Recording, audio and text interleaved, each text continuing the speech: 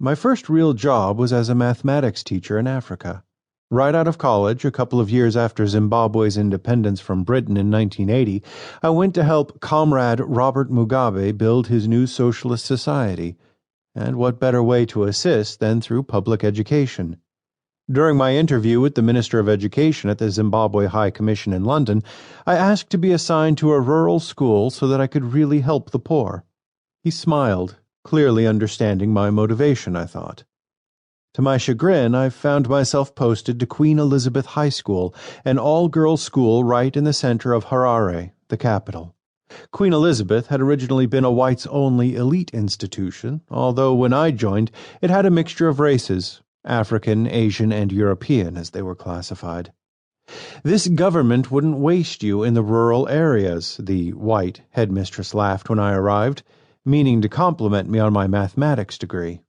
She explained that many daughters of politicians from the ruling party, ZANU-PF, were enrolled in her school, and of course they would look after themselves first.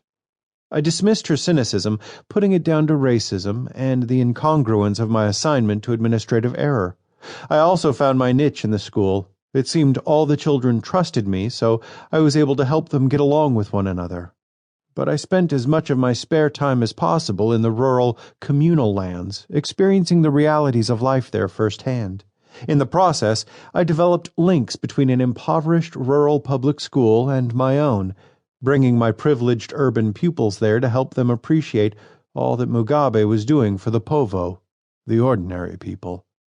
2 years later, I managed to engineer an assignment to a public school in the Eastern Highlands. I lived and worked in a small school set on a plateau beneath the breathtakingly beautiful Manyao Mountains, from where the calls of baboons echoed as dusk fell, and women returned from the river carrying buckets of water on their heads. Leopards apparently still hunted at night on the rugged mountain slopes. I defended Mugabe's regime to its critics, for at least it was engaged in bringing education to the masses, benefiting them in ways denied before independence. Before long, once richer urban people properly paid all their taxes and the international community coughed up a decent amount of aid, it would be able to make education free for all. That would be truly cause for celebration. After all, everyone knows that the world's poor desperately need help if every child is to be educated. Help must come from their governments, which must spend billions of dollars more on building and equipping public schools and training and supporting public school teachers so that all children can receive a free primary school education. But governments in developing countries cannot succeed on their own. Everyone knows that they too need help. Only when rich Western governments spend much more on aid can every child be saved from ignorance and illiteracy. That's the message we hear every day from the international aid agencies and our governments, and from pop stars and other celebrities. As a young man, I believed this accepted wisdom, but over the past few years, I've been on a journey that has made me doubt everything about it.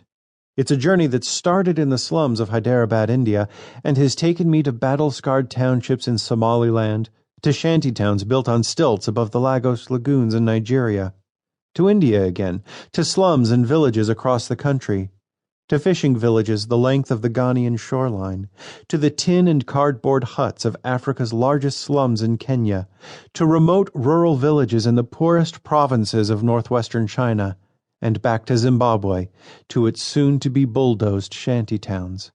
It's a journey that has opened my eyes.